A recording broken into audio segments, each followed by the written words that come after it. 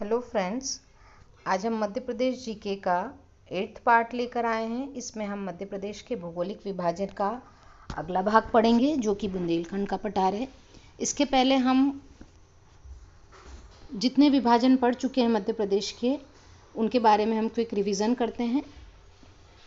तो प्राकृतिक प्रदेश को 3 भागों में बांटा था, जिसमें हम मध्य उच्च प्रदेश पढ़ रहे हैं, जिसमें हम मध्य भारत का पठार, रीवा पन्ना का पठार, मालवा का पठार, नर्मदा सोन घाटी का अध्ययन कर चुके हैं। और आज हम मध्य उच्च प्रदेश का लास्ट पार्ट लेकर आ रहे हैं जो है बुंदेलखंड का पठार। अब इस नक्शे को हम वापस देखते हैं। बुंदेलखंड का पठार इस हिस्से को कहा जाता है, ठीक है। इसके आसपास के एरिया हम ऑलरेडी पढ़ चुके हैं। मध्य भारत का पठार, मालवा का पठार, रीवा पन्ना का पठार, नर्मदा सोन घाटी। तो इन मध्य उच्च प्रदेश के इतने एरिया जो हम लोगों को आज इन चीज़ों का हमको ज्ञान हो चुका है। अब आज हम इसका लास्ट टॉपिक पढ़ रहे हैं, वो है बुंदेलखंड का पठार। मैप में देखें, बुंदेलखंड का पठार क्लियरली समझ में आ रहा है, जिसमें मध्य प्रदेश का और कुछ हिस्सा उत्तर प्रदेश का भी बुंदेलखंड के अंतर्गत आता है। इसका और क्लियर मैप देखते हैं हम।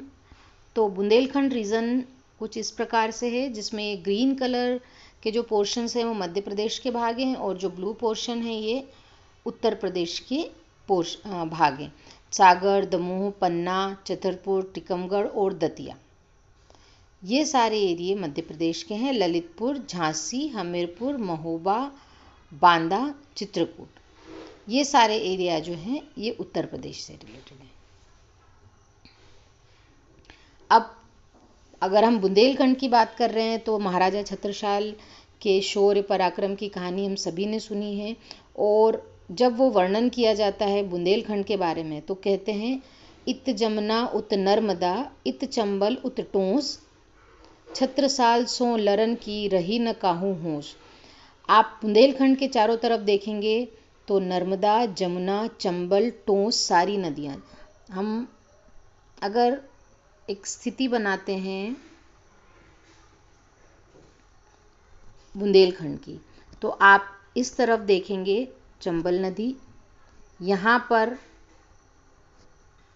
इस तरफ देखोगे आप तो जमुना नदी, फिर यहाँ पर आप देखेंगे तो नर्मदा, और यहाँ पर आप देखेंगे तो ये टोस नदी है। तो आप देखिए चारों तरफ से नदियों ने घेर रखा है।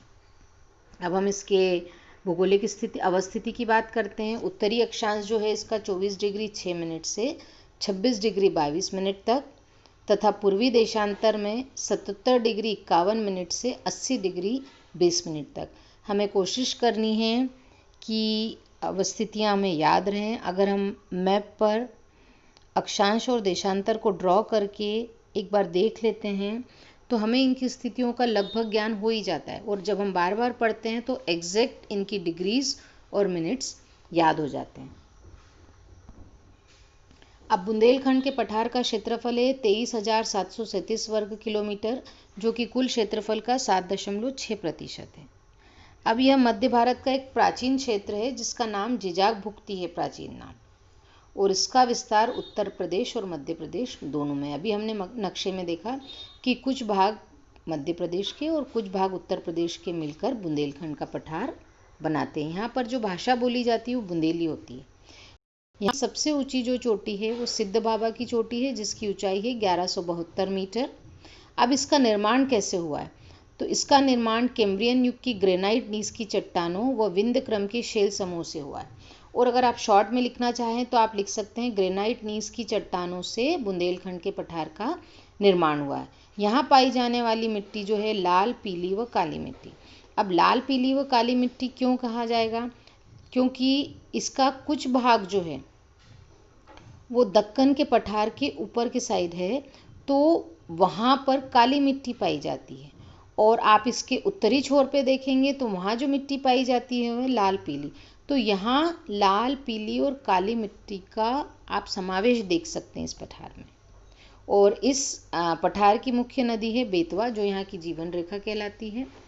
अब इसका ढाल उत्तर की ओर है, तो जो भी नदियाँ होंगी वो सारी उत्तर की तरफ बहेंगी और उत्तर की तरफ जाने के बाद ये जाकर यमुना जी या फिर कुछ नदियाँ जो है गंगा जी में भी जाकर मिलती हैं।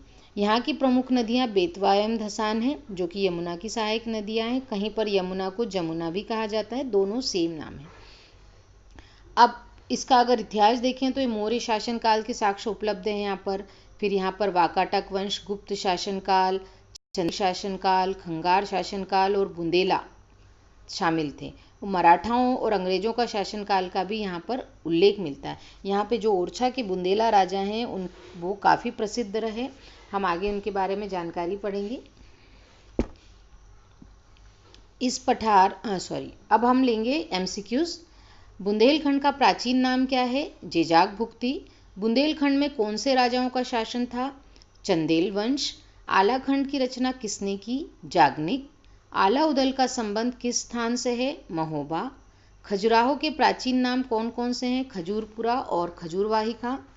चंदेल वंश की स्थापना किसने की? राजपूत राजा नन्नुक, जिन्हें चंद्रवर्मन भी कहा जाता है।